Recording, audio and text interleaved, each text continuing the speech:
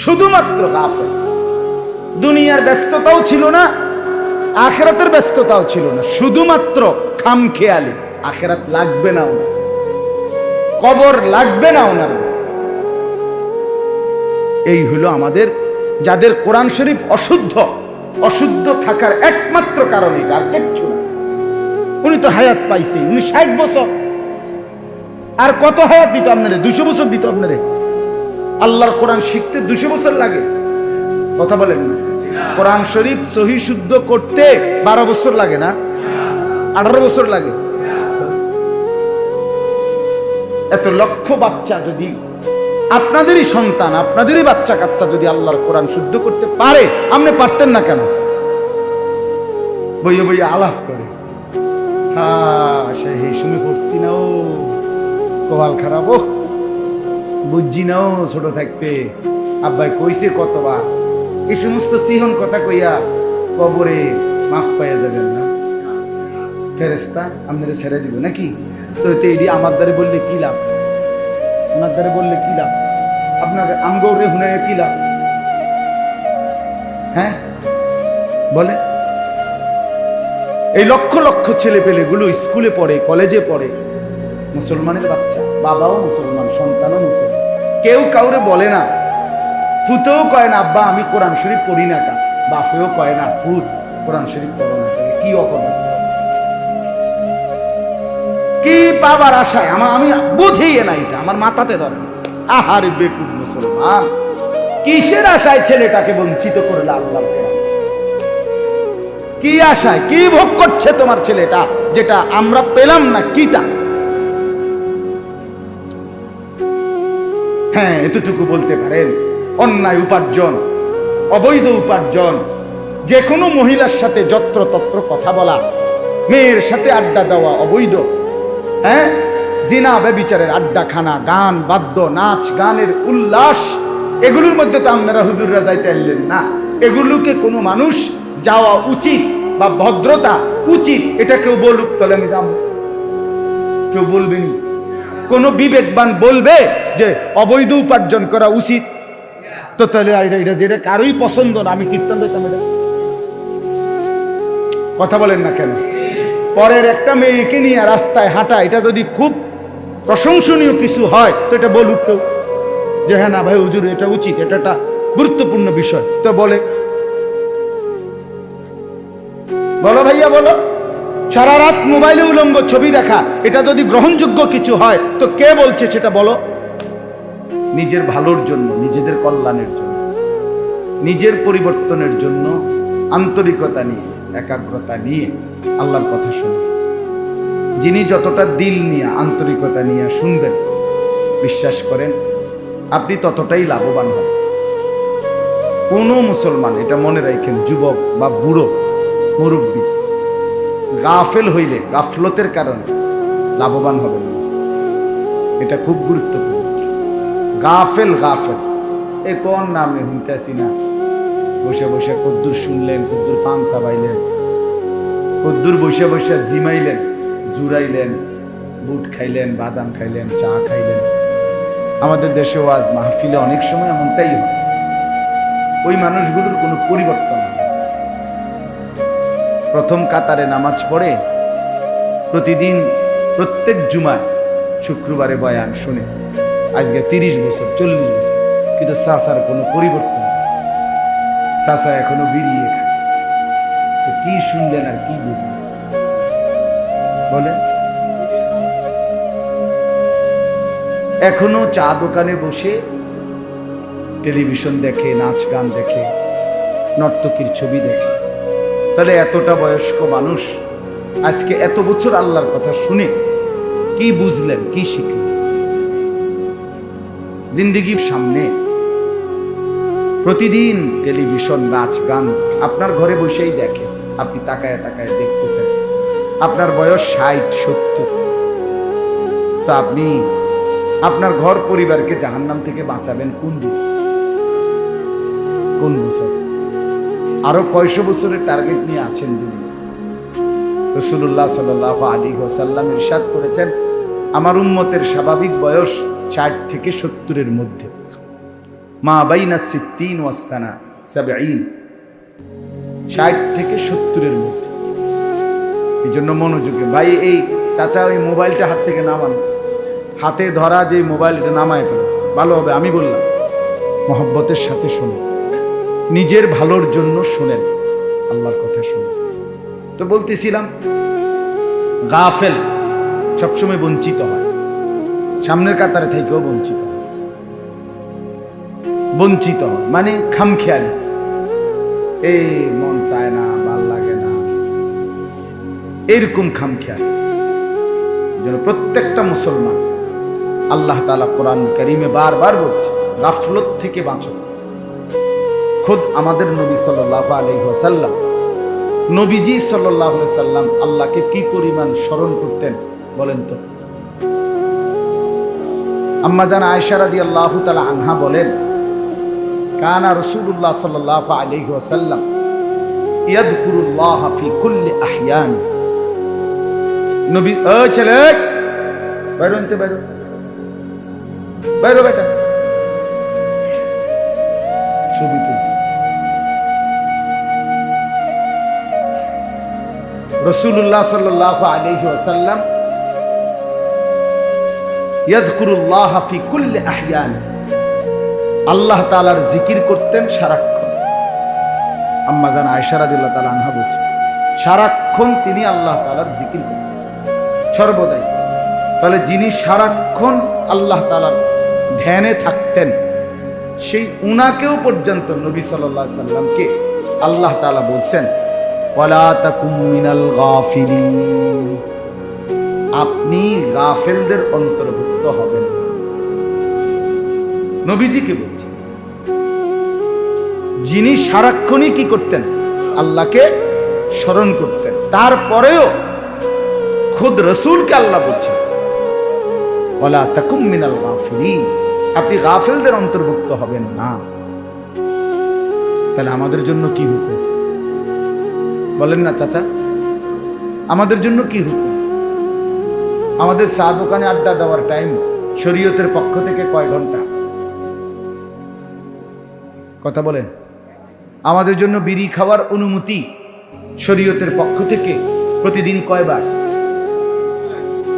টেলিভিশনে নাচ গান নর্তকের ছবি দেখার অনুমতি কখন? 60 বছরেও আল্লাহর কোরআন শুদ্ধ করার সুযোগ, আল্লাহর কোরআন পড়বার যোগ্যতা আপনার মধ্যে আসলো না। এই যে পারেন না কইয়া শুয়ে লাইলেন, আত্মফাইলেন, এটা তো গাদ্দারি, এটা তো গাদ্দারি। মুরব্বী চাচা, এটা গাদ্দারি, এটা গাদ্দারামি করলেন আর কি আল্লাহর সাথে। আপনি বুঝছেন আর কি, ঠিক আছে, ছোটবেলায় শিখেন নাই সূরা কেরাত শুদ্ধ, এরপরে আর কোনোদিন বুঝলেন না কথাটা, এটারে আর কোনোদিন কোনো পাত্তাই দিলেন না, বুঝেন না কথাটা, এটা গাউরামি না। যা শিখলাম না, তা শিখলাম, চাই আল্লাহ কি তার দেই, নাইলে কি কারণ? যারা আল্লাহর কোরআন শুদ্ধ পারেন না, কি কারণ? হায়াত পান নাই। কথা বলেন, আমি মাঝখান দিয়ে কোনো 15-20 বছর মারা গেছিলেন, বলেন কি ব্যস্ততা, কি গাছটা কাটছিল, কিচ্ছু ব্যস্ত না। পৃথিবীতে ইউরোপ, আমেরিকা অথবা চীন অথবা অন্যান্য দেশের মানুষ যে পরিমাণ দুনিয়ার জন্য ব্যস্ততা পরিশ্রম করে, তার 1000 ভাগের 1 ভাগও আমরা দেশের মানুষ উদা উদা বয়ে বয়ে বন দিয়া সাদিয়া বিজয় কিচ্ছু না, কোনো কামও করছে না, দুনিয়াও করছে না, আখিরাতও করছে। মাটি কাটলে একটু বালা মাটি কাটতে বিকালে বইছে রাত 9টা পর্যন্ত সাদোয়া, এটা ব্যস্ততা বলে। 3টা বাজে বসছে, বন্ধুরা আড্ডা দিতেছে, পোলা রাতের 11টা বাজে, হেতে আড্ডাই দিচ্ছে 8 ঘন্টা। কোন সুস্থ স্বাভাবিক মানুষ এত অপদার্থ হয়? আখিরাত বাদ দেন, দুনিয়ার লাইনে যারা মেহনত করে, আপনি দেখেন পৃথিবীতে এই যে সমস্ত দেশের জনসংখ্যা বেশি, চীন, ভারত, ইন্ডিয়া মনে করেন, এরা প্রমাণ করছে পৃথিবীতে চ্যালেঞ্জিং যে পপুলেশন, জনসংখ্যার বৃদ্ধি এটা কোনো সমস্যা না। চীনে এই জনসংখ্যার বৃদ্ধি কোনো কি না সমস্যা, ইন্ডিয়ায় জনসংখ্যার বৃদ্ধি কোনো সমস্যা না। বরং চীন প্রমাণ করছে পৃথিবীতে যত হাত তত হাত কর্মের হাত, সবাই পরিশ্রম করছে, সবাই মেহনত করতেছে। গোটা বিশ্ব বাজার বর্তমানে আমেরিকা ইউরোপকে পিছনে ফেলে চায়না শীর্ষে। কেন? পরিশ্রম করছে। দুনিয়া বুঝছে ভালো, তারা আখেরাত পরের বিষয় তাদের কাছে, কিন্তু দুনিয়া তো তারা বুঝছে ভালো, মেহনত করছে।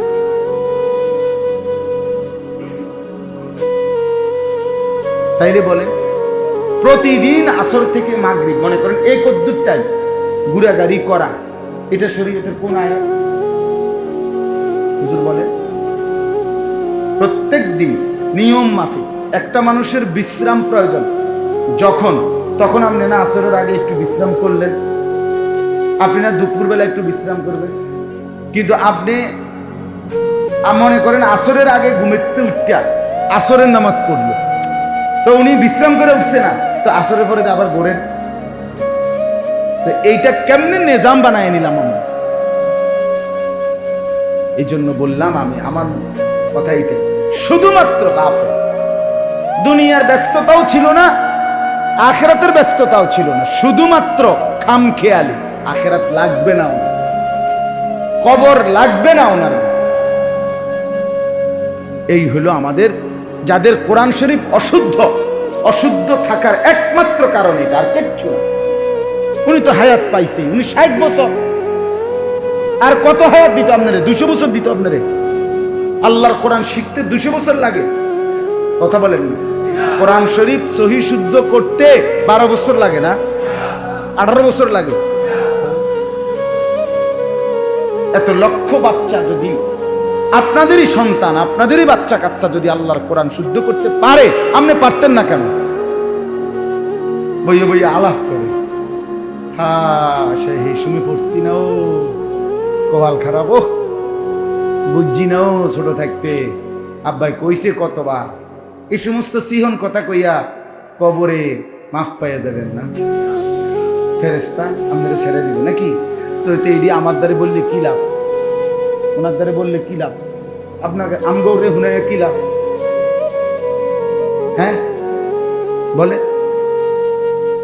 এই লক্ষ লক্ষ ছেলে পেলেগুলো স্কুলে পড়ে, কলেজে পড়ে, মুসলমানের বাচ্চা, বাবাও মুসলমান, সন্তানও মুসলমান, কেউ কাউরে বলে না, ফুতেও কয় না আব্বা আমি কোরআন শরীফ পড়ি না, কা বাপেও কয় না ফুত কোরআন শরীফ পড়ো না।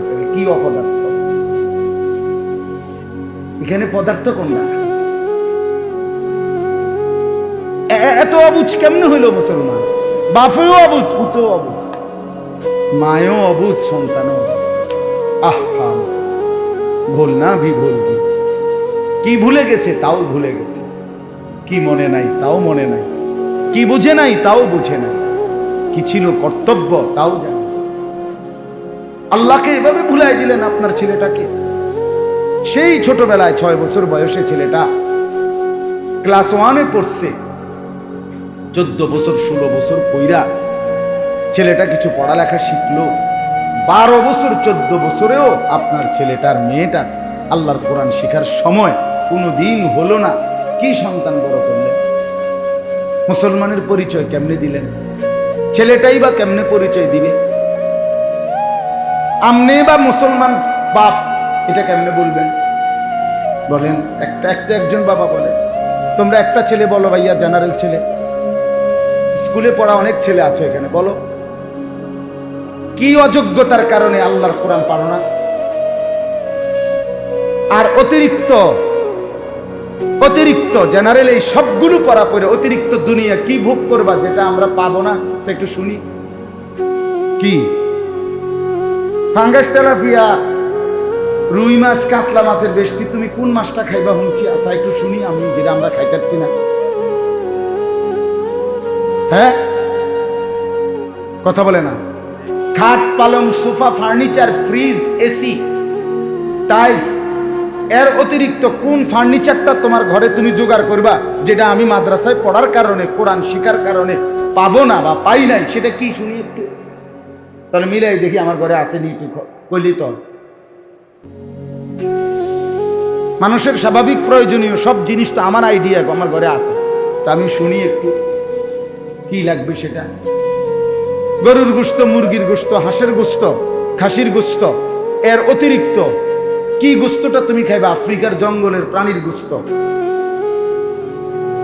অতিরিক্ত কি দুনিয়া ভোগ করবা ভাইয়া? হ্যাঁ শুনি, বলো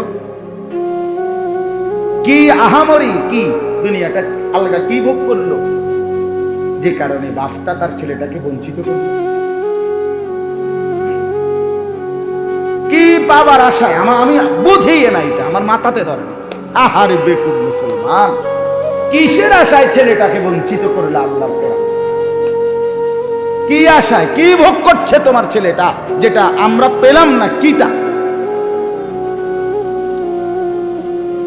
হ্যাঁ এতটুকু বলতে পারেন, অন্যায় উপার্জন, অবৈধ উপার্জন, যে কোনো মহিলার সাথে যত্রতত্র কথা বলা, মেয়ের সাথে আড্ডা দেওয়া অবৈধ।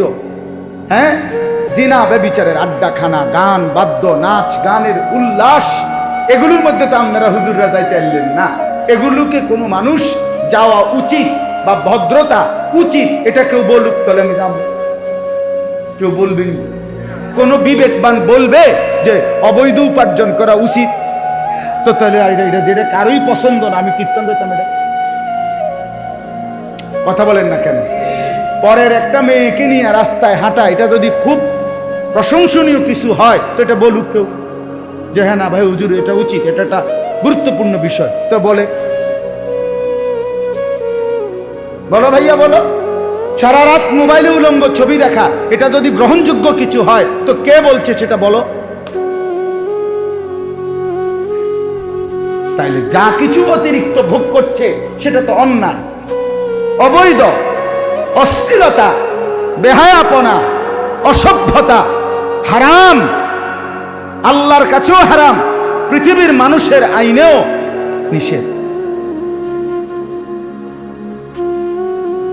এই জন্য বললাম, এই আপনারা যে কয়জন মুসলমান বসছেন, আপনাদের এটা বোঝা উচিত বাপ, জিন্দিগির আরেকবার হিসাব করবেন। ছেলেরা তোমরাও হিসাব করো, মনে করো বাপ গুরুত্ব দিল না, তার কারণে তুমি নষ্ট হইলে হবে না, শেষ পর্যন্ত কবরে তুমি একা, শেষ পর্যন্ত একা। আমার আব্বা মারা গেছে 2015 সালে, আমি এখনো বাইচা আছি, তাহলে আমার এই বছরগুলো আমার আব্বা ছাড়াই আমি চলতেছি, তাহলে আমার কি আমার এই বয়সগুলোর হায়াতের হিসাব দিতে হবে না? কথা বলেন না কেন? তো বলে, এজন্য কেউ নিজের ভুল না করে, কমপক্ষে এতটুকু বিবেক যদি না হয় যে আমার ভালো আমি বুঝলাম না, আমার কল্যাণ অকল্যাণ আমি বুঝলাম না, আমার করণীয় আমার কর্তব্য আমি বুঝলাম না, এটা মূর্খতা ছাড়া, বোকামি ছাড়া, আহম্মকি ছাড়া আর কিছু হইতে পারে। পড়ালেখা শুধু শব্দ মুখস্থ করার নাম না, নিজেকে চেনা, আত্মপরিচয়, আত্মপরিচয়, দেহ মন আত্মার বৃদ্ধি, এটাকেই এডুকেশন বলে, এটাকেই পড়ালেখা বলে। এই জেনারেল লাইনও এটারই পড়া করে, আপনি খবর নেন, এই ইংরেজিতেও জিজ্ঞাসা করেন পড়ালেখা কাকে বলে। বডি, মাইন্ড অ্যান্ড সোল, এই তিন জিনিসের উৎকর্ষ, শরীর, চিন্তা, অন্তর, এর উৎকর্ষ সাধন করা, এটাই জ্ঞানের উদ্দেশ্য। এটা আমরা হুজুররা বলি না, এটা জেনারেল লাইনের পণ্ডিতরা বলছে। এডুকেশন কাকে বলে, পড়ালেখা কাকে বলে? তো যার হৃদয়ের কোনো উৎকর্ষ উন্নতি হলো না, যার 24 ঘন্টা যার কলিজার ভিতরে নারী, ছবি, নাচ, নর্তকী, উলঙ্গ দৃশ্য, মোবাইলের আসক্তি, বন্ধুদের আড্ডা, এটা ছাড়া যার ভিতরে অন্য কোনো মানসিকতাই নাই, এই অপদার্থ পড়লো কি, শিখলো কি? বলো ভাইয়া, কি কি কোন সুনির্দিষ্ট মাইন্ড, কোনো সুনির্দিষ্ট চিন্তা, কোনো সুনির্দিষ্ট গন্তব্য, টার্গেট যার জীবনে নাই, অর্জন করতে পারলো না, সে কি পড়লো?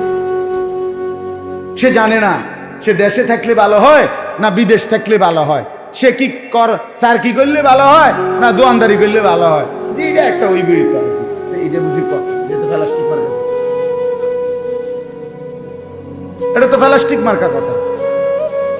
এই পৃথিবীতে ছোটবেলাতে আমরাও তো স্কুলে পড়াকালে প্রাইমারিতে যে সময় পড়ছি, আমার ওর স্পষ্ট মনে আছে, প্রাইমারি স্কুলের 4-5 মধ্যে নিয়মিত একটা রচনা প্রতিযোগিতা, আরে রচনা ছিল এইম ইন লাইফ, আমার জীবনের লক্ষ্য, এটা একটা রচনা।